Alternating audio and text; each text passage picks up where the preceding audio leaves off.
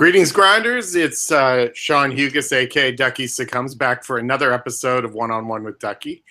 I have a special guest today. He's a host on Rotor Grinders. He's a former Player of the Year. He's loved by everyone young and old, and a hero to many. It's David Kaplen, a.k.a. Headchopper. Welcome to the show. I'm glad to be here. I'm glad, obviously, glad I finally got my invite after, the other 49 guys came on before me, but that's okay. I finally made it. I finally made it, Mom. You knew you were on my list. I mean, come on. You know, you and I get along great. I never ever, it's I got to mix it up a little, throw people around. If I put all my buddies on, right off the bat, it's not going to be good for me. So I had to mix it up a little. So now you're here. So I'm here.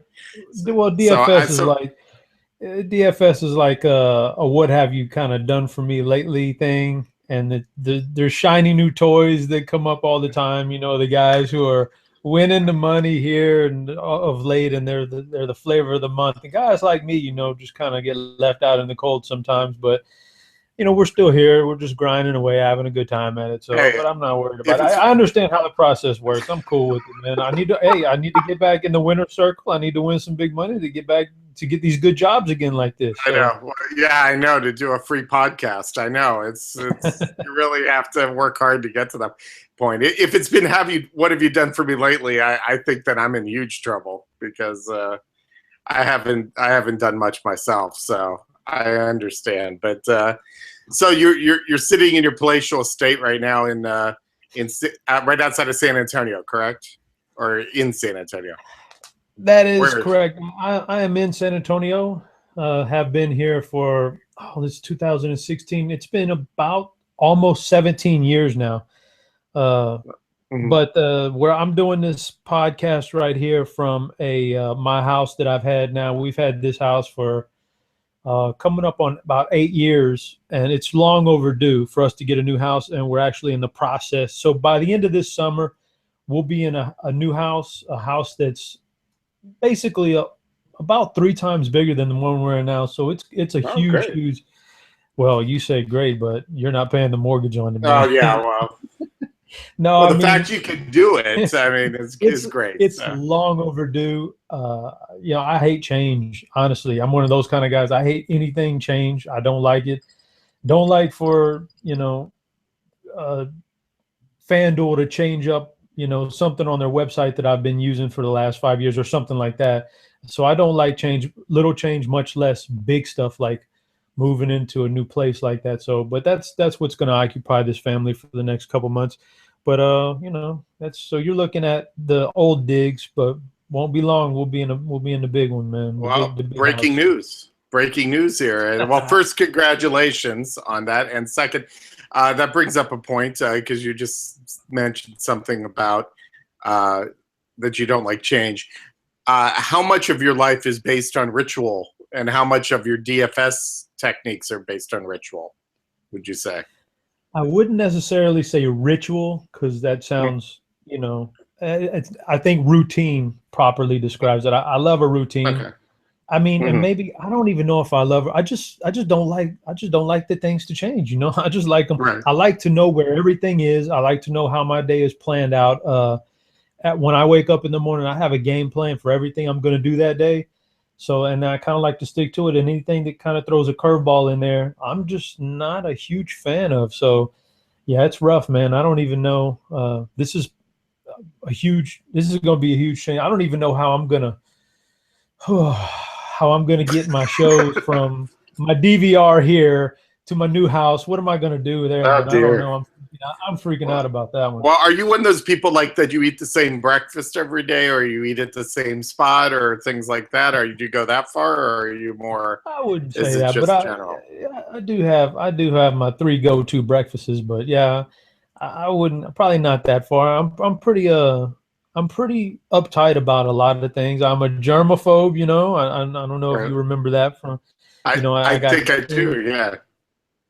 I got that going on, and then this, this whole thing where I don't really like anything to upset the apple cart. So, I don't Right. know. It's just one of the, Okay. I think I No. got that from my dad, but that's all good. It's Well, hereditary. what are your three breakfasts? Since we're here, we might as well just roll with it. You have three mainstay. So what do Well, you go listen, with? first of all, I'll say this much. Breakfast is my favorite meal of the day. Okay. By far, hands down, I could eat it. I could eat it every meal could be breakfast for me. I'd be fine with it.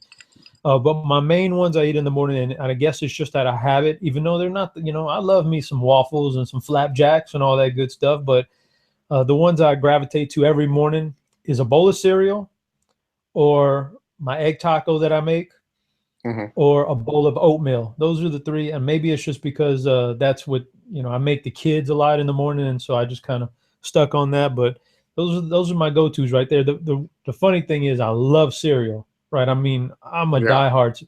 Nobody likes cereal more than me. I love to wake up to cereal.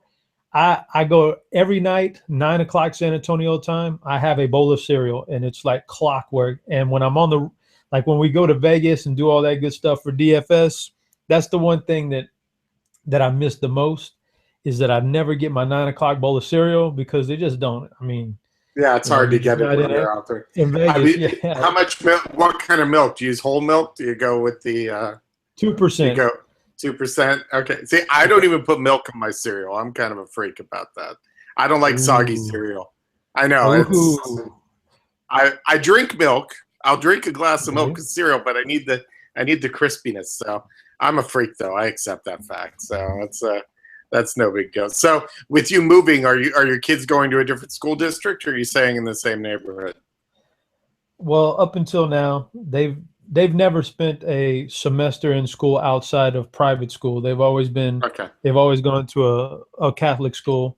But with this move, we'll be a pretty good distance away from the school and everything. And then we've researched the school that they could go to, and it looks it's actually brand new. It's being built right now, so there's no wear and tear on the new elementary school. Okay. So we're gonna give them a shot at that and see how that goes for a couple years. Well, I'm just trying to, I try to with all these decisions on them, and these are the big decisions.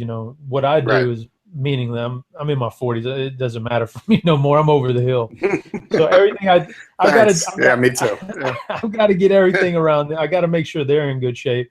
So everything I do, I try to like reflect back on when I was a kid and how it was. And I remember I went to private school for a while, and then I transitioned to public for a little bit and went back to private. And I was just trying to think of how it was on me and how that might be on them. And I think they'll be all right. They're good people. They got some good. They have a lot more personality than their dad does. I'm a loner, man. I like to be by myself, and they're Right. pretty social and outgoing, and so they like to be around other people. So they'll make friends. They'll be all right.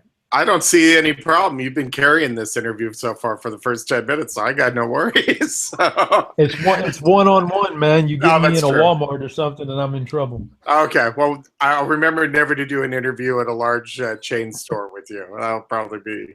We'll just keep it at that. Yeah, no Sam's Club, no Kohl's or anything like that. We'll keep it simple. No, I would tell you what I'm okay with stuff like this. I tell you what really gets me, and Yeah, not upsets me, but just kind of makes me uncomfortable. yeah, And my whole life has been like this. It's the social setting where you're just trying to make small talk with people, at like a party or an event or something. And you right. have people that you kind of don't know fully. You wouldn't really consider them good friends or what have you, but you just need to kind of carry on conversations with small talk. I'm the worst at that. I don't like it. Mm. I would sometimes I'll even start sweating, literally sweating, man. I was going to say Yeah. sweating bullets, but I'll start sweating. Like I'm not good at small talk at all. How's the weather over there and all that Well, kind of stuff? That's not I'll me, say man. this: at a grinders party, if you're ever in doubt, you could come hang with me. We're cool. So you never I've have to done that. worry. I've I know. used you before as a crutch. You and Dan Bach. Dan Bach. I Yeah. mean, that's like a oof, man. Well, That guy's Dan's an ambassador type. he's a Dan, social animal. I yeah, mean, Dan really knows how to keep a group together. I give him credit for that. Okay, you're in Texas, and I was just talking to you before about this. Yet you live in a city where there's you could say the San Antonio Spurs are a dynasty of sorts. But yet, I guarantee, and you will vouch for this, that basically it's a Dallas Cowboys state. Would that be correct in saying? I know it's. Why hasn't? Is there ever going to be a point where San Antonio, just because of their winning, overtakes a team like Dallas, or is that just impossible? Like the Cowboys? No, it'll never happen, because the first thing you have to remember is that we're in Texas. So the number one sport you're always going to go to is football anyway. Mm-hmm. Basketball is really, we loved the Rockets when I was down. I grew up right outside of Houston. So, we love the Rockets, especially when they won their championships. People love the Spurs here when they won their championships. But ultimately, basketball takes a big backseat to football in a big major way. You get, high school football out here is comparable to some college towns with their big, college football teams. Like high school is huge, college is huge, and the NFL is by far. So people are going to love, and, the Cowboys being really the only product around here for football. There's a real divide in Texas between I don't know where, it's somewhere about 3 hours away from here, but on this side of that town, maybe it's Schulenburg, Texas, I'm not sure. But on this side of Schulenburg, you're Cowboys. And on that side, you're Houston, whether it was the Oilers or the Texans. So, but it's always going to be football regardless. If basketball will never. So how many Super Bowls would the Texans have to win for the state to turn? I mean, it would never happen. I don't think one would be enough. It would never happen. It's pretty much a Cowboys. There's too much history with the Cowboys. People have grown. These people have grown up. I mean, okay, so let's say Houston started winning some championships, and then we skipped through another generation or two. So they didn't grow up with the Cowboys like that, like everybody that's alive has now in Texas. Then maybe you'd have a changing of the guard. But up until that point, so we'd need some generations to change out here before that happens. But the people who are still alive and are coming up now in Texas, it's going to be Cowboys for a long time. Yeah, no, it makes sense. I mean, that's how it is in America. So I guess I wouldn't expect it to change in Texas, to say the least. We were talking before about TV shows and movies and things like that you follow. I know you're a big fan. You watch a lot of movies, especially at home. What is something that you love that people normally didn't, or not normally, that people didn't like, generally the public didn't like, or vice versa, something that you just don't understand why the public likes it so much? Oh man, I tell you, well, the things that I like, I'm really odd about my TV shows. I like a lot of reality TV. I like most of it. I mean, I like weird things like. So let's go back to like Survivor when that first aired, and I was watching that. That was like the first big. There was The Real World, but that was MTV, so that was kind of kept under the wraps. But Survivor hit in CBS was the first big reality TV. So I was all over that, and I loved shows like that, and I still do today. And I'll watch crazy things that I probably have no business watching, like MTV The Challenge, Real World Challenge, and that kind of thing. I don't know. I'm probably too old for that, but who cares, man? I like it. I enjoy it. So I do that number, and a lot of people don't get that. But I also like the typical, I loved like Lost when it was out. I like Game of Thrones. Sure. I like shows that have a beginning, a middle, and they should have an end eventually. Like they're a story, not necessarily just shows that go week by week. House, or I'm not knocking House or anything like that. I'm just saying shows that run week by week aren't really my thing. I like a story to be told, to be unfolding, a little mystery in my TV. You don't like the procedural shows that just beginning, middle, end each episode. It's like case solved. Next episode, case solved. You need something to continue. Yeah, I can't remember the last time I would watch something like that. I mean, outside of a really good comedy like Seinfeld or something along those lines, I don't watch the CSIs or anything like that. That's not me. So, and actually, that'd probably be the thing that I don't understand. Well, I mean, people are people. They have their own. They can do whatever they want. But yeah, that's not that's not my cup of tea. So those kind of shows, I have a Don't mind different me. I'm taste though. looking up something. Oh, I remember what it is. I was looking for a book title. I remember there was one movie I saw you on Twitter. You were doing the I don't get how anybody would like this movie. And that's probably where this idea came up. You were watching, I think it was Inherent Vice. Oh man, that was listen. I know that one just seemed, and that kind of movie like that. I mean, I guess it's entertaining for some people, but it's a little bit too artsy for me. It's like it almost seemed like the director was trying to outthink himself, and I know that Right. some people enjoy it. I just don't. I just didn't enjoy it. I don't Yeah. want the whole. How long did you get into it? How far did you get before you gave up, Oh, or did you watch the whole thing? I watched it. I watched the whole Yeah. thing. I gave it a fair shot. But when it's over, the credits are running. I kind of turn to my wife and get, I don't get that. I don't know. I don't get it. Yeah, I think we wasted our dollar there at Redbox. I'm not sure, Oh, but well, I'm sure that's just not my thing though. No. So artsy. But I mean, did you like the director did Boogie Nights and stuff like that? Did you like Boogie Nights or did? Oh yeah, that's a classic right there. Good old Okay, Boogie all Nights, right, man. yeah. So this one he just went too far with it, I guess, was the whole thing. So yeah, no, I understand that, to say the least. But right now, so you're doing shows for Roto Grinders. Who do you normally do the shows with now? Who's the person? Who's the person you feel most comfortable doing the show with right now? When you see the list and you go, oh, I'm working with so and so. This is a good way to get me on somebody's bad side here, but I'm not saying who you least like to work with. I'm just letting you pick one person.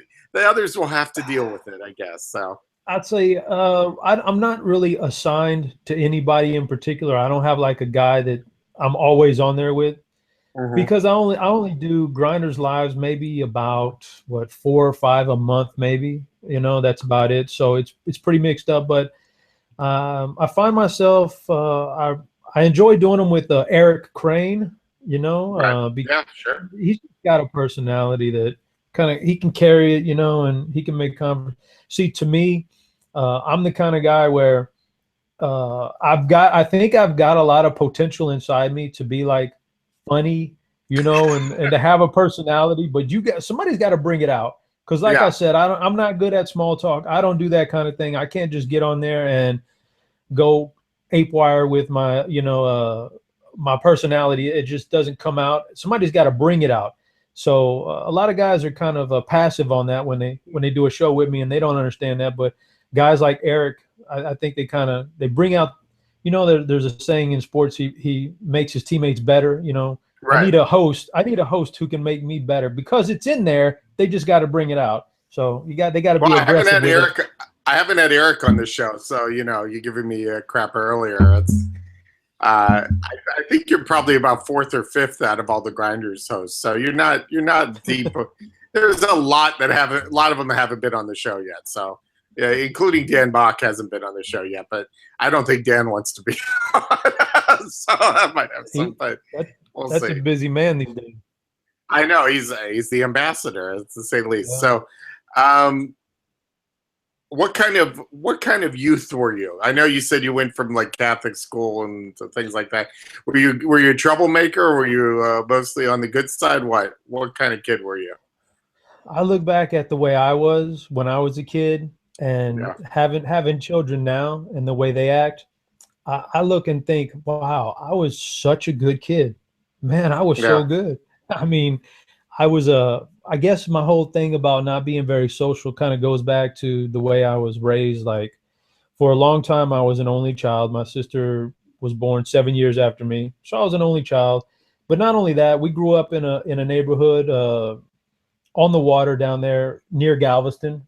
My dad was a shrimper. But the neighborhood we grew up in, I think there was one other kid in this neighborhood. It was just it was on the water. There was a lot of summer homes, people who visited for the summer, and the rest of us were fishermen or shrimpers, or crabbers. And there just wasn't any kids there for me. So I kind of grew up on my own. Now I remember doing things as a kid, like in my backyard. See, I could walk out of my back door and literally I'm about 20 feet from the water where we docked our boats, our shrimping boat. Right. So my dad, we'd go shrimping in the summertime in the morning, about 4 in the morning, get home about 10, get everything wrapped up by 1. My dad would go take a nap. So I'm 10, 11, and 12 years old, and I'm in the backyard while he's upstairs sleeping and my mom's at work. And I'd get out there, I'd go fishing, I'd throw the cast net, I'd be all up walking along the banks of the water, like things that I think about my kids doing today, and I would flip out like, I'm so protective. Right. And I would just do it without any supervision. It's a miracle that I guess I'm still here because I never drowned or anything. But I guess, Yeah. That's also a little bit of how I think kind of got to take the leash off of our kids these days and let them live a little and not be so overly protective. I kind of try to do that with my kids, but that was me, man. I did my thing. I could entertain myself by doing outdoorsy stuff, and I didn't need a bunch of people around me to entertain me. And I guess that's where my whole, I don't want to say antisocial, but lack of social skills. You're not maybe that's antisocial. No, but the lack of social skills. Maybe that's where it came from. I just didn't have much practice growing up. But would you say you or your wife's the more protective one of the two? You know what? I don't think there's a level. I mean, she shows it. Like inside, I'm more inside. I'm really some things eat me up, but I know I need to let them go and do those things. So I do it like that. Now she'll show it. When they're going swimming and they're having maybe struggling a little bit. She'll show how protective she is. Me, I'll kind of let them try to get out on their own as much as I can, out of a situation before I jump in and do things. So, but we're both super protective, but it's just a matter of how much you show it publicly. Right. Well, no. I mean, I used to run the streets. I wouldn't say I ran the streets, but I used to be, we'd wake up, we'd go play basketball for 6 hours, and then we'd come home, and it was fine. There was no supervision on it. Nowadays, if a kid's going 2 blocks down the street, they're getting driven. So it's kind of true, I get it. I understand it. It's just it's just different. So it's something to adjust to. Going into DFS just a little bit, how hard did you take the removal of college football from DFS? How much did that one bug you, or did you just understand it was inevitable? Well, I guess there's a bit of me that's still in denial, and I think that eventually, maybe years down the road, 2 years, 3 years down the road, maybe it'll come back. I don't know. There's a piece of me that doesn't want to accept it just yet, and it hasn't even sunk in because we've played college football up until now, so we haven't experienced a season without it. So come September is going to be our first time without it in quite a while. So when that happens and I'm sitting here on a Saturday and there's no DFS college football, that's probably when it'll hit me the most. And it'll be pretty aggravating and infuriating. And, just listening to everything that they've said over the past 8 or 9 months about DFS and college football and all that, it'll spike your blood pressure, man. There's so many things out there that I disagree with, but you can't.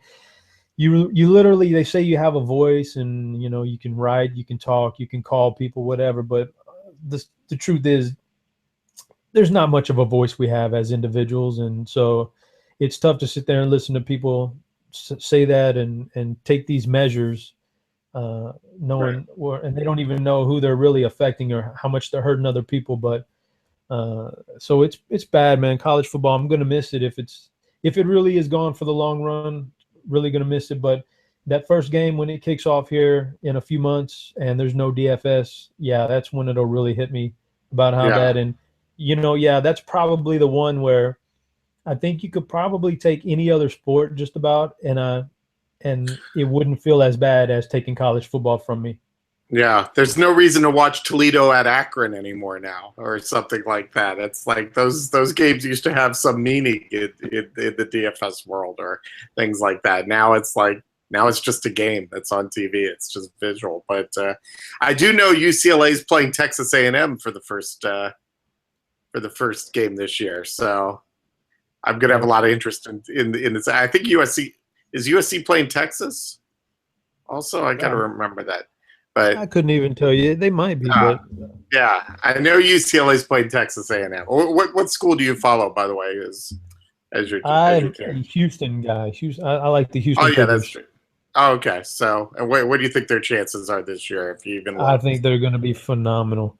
I Yeah, think they're going to be really good. Yeah, I think they were really showed a lot of promise last year in everything they did. That one loss season and winning that bowl game like they did, and I think they're on the right track to do a lot of things. Obviously, it's a weaker schedule, but I think they can run well. They got a really tough opening week. yeah. I think they play Oklahoma. I'm not sure. I got to look at the schedule. They play somebody really tough the opening week, but if they can get So if past they, that game, yeah, they get past that one, you think oh you yeah, they think can it's run the a tape. BCS type situation there? Yeah, if you can go undefeated and you have about 2 or 3 games on your schedule that people can look at and say, yeah, those are tough games, then there's going to be a chance, but we'll see how that goes. I think in Yeah. general, that's pretty much what I'll follow this year is Mhm. Houston. And outside of that, I don't see myself being too tied up into Saturdays anymore, Yeah. not like it used to be. And I honestly, I don't wish ill will on anybody, but boy, I hope their ratings in the NCAA products on television, I hope the ratings drop through the Yeah. bottom. I hope they suffer for this, and then they realize, oh my God, what did we do? We Yeah. were so greedy, and we screwed up, and we're sorry, and Well, I we mean, the want you pro back. sports have seemed to embrace DFS. So it's, I mean, I understand it. It probably leads back to the Ed O'Bannon, my my my guy Ed O'Bannon, but it probably leads back to that. But yeah, it seems like the pro teams have embraced DFS and realized the value of having those viewers. Uh, you think it would take something like this for college to realize that and try to get their way back in? I'm not sure if they're really smart enough to realize. Let's say ratings did fall down quite a bit this year.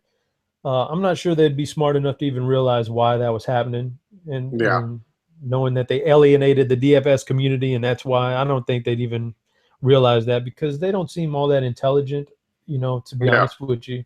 Anyway, so I don't know. I just think maybe a year, 2 years where things don't go their way, maybe they say, well, okay, we screwed up. We'll take you back. But Yeah. I don't know, man. They've already burned so many bridges, and now you're starting to get laws written Well, within these bills being passed that's kind of taking it away for good. I'll So tell you I what don't the know. key is. I'll tell you what the key is, and this is one people haven't picked up. If the ratings for Canadian football You're right. go through the roof this year, then suddenly people are going to go, wait a minute, why are people watching Edmonton versus Calgary on a Thursday? And it's because DFS. Yeah, that's the main reason people would be watching it, I think. So Well, it's just something to think. But I saw the tweet the other day from some guy who he was verified, so I know he was accurate with it, right? I know he yeah, tweeted about how the ratings on the PGA channel have gone up like through the roof with millennials this past year, and he didn't piece it together. It took like a dozen people saying, "Yeah, it's because of DFS, man." Before he yeah, finally goes, "Oh, you think that's what it was?" Well, yeah, yeah, that's what it was. Why else would you spike in millennials like that on golf this past yeah, year? So yeah, I yeah. mean, And without Tiger, yeah, oh yeah, yeah, I mean, you got to factor that in. It's like everybody was thinking golf was going to be at the end when Tiger left, and then suddenly DFS comes in, and now I'm even watching the Greater Milwaukee Open on a Saturday sometimes. So it's like, it's just even if I have a few bucks on it, I'm curious to say the least. It sure. makes a difference. So why don't we end with one thing? Just what's one thing about Headchopper that the public wouldn't know that you can legally share on the air right now? That one little fun fact about you, Mm. David, that we could do that you might be Oh willing to share. man, that's a tough one because there's some things I could say, but I don't think I would want to tarnish my reputation like that because they, they're rough, man. But Okay. I Well, I mean, mean, it I've had a doesn't have good to be. life. Yeah. I've had a good life. I just put it before I met my wife when I was in my 20s. Okay, I'll tell you, I'm maybe not necessarily. I'll leave you this with this bit of life advice for people out there, just coming Sure. up in the world, out of college, out of high school, whatever. Uh, I would say that before you settle down and get married, I Hmm. think that the divorce rates are so high in this country for a couple of reasons, but one of them is because people aren't ready to be married. Do what I did. Take your 20s and sow your oats, man. Do everything you can do.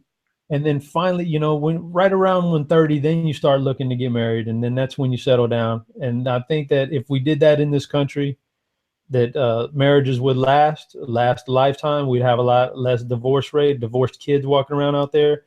Because my 20s were, oh man, I could tell you some stories, but I just can't tell you some stories because it would always. We'll save it. We'll save that for. We'll save that for when we do Monday night after dark.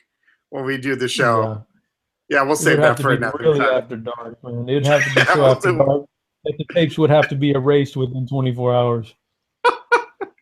well, I'm sure we can range something on that, but we'll save it for another time.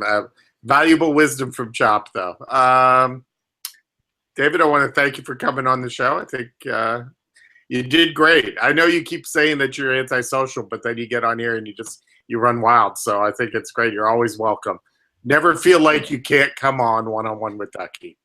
You're Hey, always a guest. So it's all about the host brings it out, so I appreciate it. oh well, thank you kindly. Yeah. So next week, once again, still deciding who the next guest is going to be, but we always come up with a great guest as we did this week. So look forward to talking to you guys soon or hearing from you guys. Please comment on @Duckie Succumbs on Twitter and it's at Headchopper. At I know it says Headchopper. yeah, it says El Chapo now, but for Oh his name, but yeah, yeah, it's at Headchopper. Headchopper.